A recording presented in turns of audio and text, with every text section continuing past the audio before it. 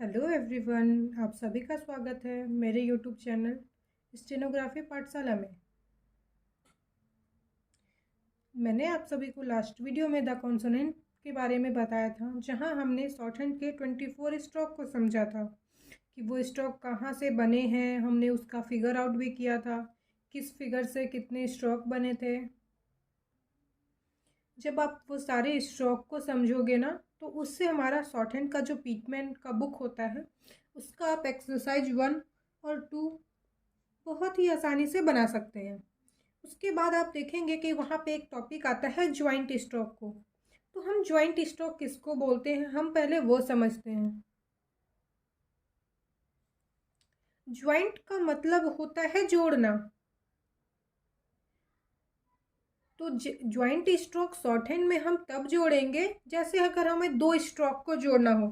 For example मैं लेती हूँ, अगर मुझे P और K को एक साथ लिखना है, P को तो हम ऐसे लिखेंगे 120 डिग्री, K को लिखेंगे 180 डिग्री। लेकिन जब हमें इन दोनों को एक साथ जोड़ना हो तो हम कैसे लिखेंगे? तो हम पहले P लिखेंगे, फिर हम यहाँ से अटैच करेंगे K को। लेकिन ये तो नॉर्मल हो गया, लेकिन आपको कन्फ्यूजन तब होगा जब आपको R में CH को जोड़ना है, क्योंकि जहाँ तक हमें पता है R का स्ट्रोक 30 डिग्री होता है जो कि अपवर्ड होता है, और CH का स्ट्रोक 60 डिग्री होता है जो कि डाउनवर्ड होता है।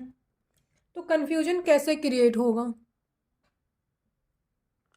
कन्फ्यूजन ऐसे क्रिएट होगा कि हम R को यहाँ कैसे लिखें, ऊपर से नीचे लिखें या फिर CH लिखें। तो ये बिल्कुल गलत है। R का जो हमारा डायरेक्शन है अपवर्ड, हम उसको वैसे ही लिखेंगे 30 डिग्री, फिर यहाँ से हम 60 डिग्री बनाएंगे।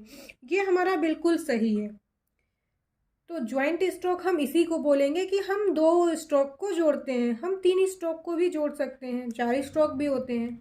तो मेन बात जो आपको ध्यान रखना है कि जब हम दो स्ट्रोक को जोड़ते हैं, जब भी आप दो स्ट्रोक को जोड़ेंगे, तो जहाँ पे पहले स्ट्रोक का एंड होगा, इट मीन्स जब मैंने यहाँ R और CH को जोड़ रही थी, तो R का एंड पॉइंट यहाँ हुआ, तो मैंने CH को यहीं से स्टार्ट किया। तो ये बहुत ही ज़रूरी होती है शॉर्ट हैंड में। उसी तरह जब मैं P और K को जोड़ रही थी, तो P जहाँ एंड हुआ, इट मीन्स P यहाँ एंड हुआ, तो मैंने K को यहीं से स्टार्ट किया। इसलिए मैंने आपको बताया कि जब हम दो स्ट्रोक को जोड़ते हैं, तो जहाँ पहले का एंड होगा वहीं से आप दूसरा स्टार्ट करोगे। इसी तरह जब आप 3 स्ट्रोक को जोड़ोगे, जैसे मैंने F लिखा, R लिखा और L लिखा, तो F मैंने पहले लिखा, F यहाँ एंड हुआ, फिर यहाँ से मैं R लिखूँगी तो ये R हुआ, फिर यहाँ से L लिखूँगी, या फिर ये मैं F लिखूँगी, ये डाउनवर्ड R लिखूँगी, यहाँ से L लिखूँगी। तो आप ऐसे भी जोड़ सकते हैं। दूसरा बात आपको इस चीज़ का हमेशा ध्यान रखना होगा कि उसका डायरेक्शन किस दिशा में है। अगर वो स्ट्रोक हमारा डाउनवर्ड आ रहा है, जिस प्रकार यहाँ आप देख सकते हैं कि P हमारा डाउनवर्ड है, तो मैंने डाउनवर्ड लिखा है। मैं P को कभी भी नीचे से ऊपर की ओर नहीं ले जाऊंगी, क्योंकि ये फिर हो जाएगा हमारा अपवर्ड, जो कि हमारा पूरी तरह से गलत होगा। यहाँ मैं आपको कुछ और एग्जाम्पल बताती हूँ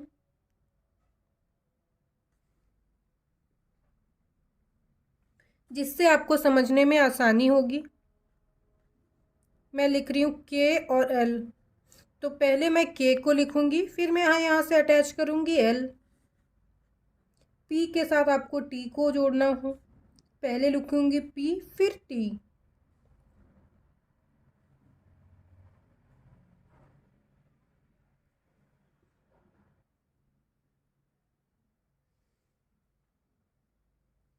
और आप इस चीज़ का बहुत अच्छे से ध्यान रखना कि आप जब भी स्ट्रोक बनाओ, तो जो लाइट है उसको लाइट बनाइए और जो डार्क है उसको डार्क बनाइए। जब आप स्टार्टिंग में शॉर्ट हैंड लिखेंगे तो आप पेंसिल का यूज करिएगा। आप अपने लोकल मार्केट में जाके पता कर सकते हैं, एक इस टाइप की पेंसिल आती है, स्टेनो की ही वो पेंसिल होती है।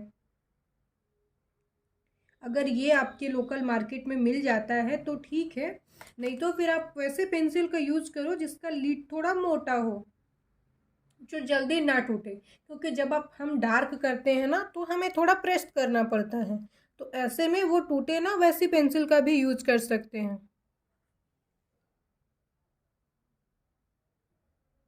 जब आप ये जॉइंट स्ट्रोक सीख जाते हैं ना तो आप बुक पिटमैन शॉर्टहैंड की बुक का एक्सरसाइज 3 और 4 बहुत ही इजी तरीके से पूरा कर सकते हैं। मिलते हैं अपने न्यू वीडियो के साथ।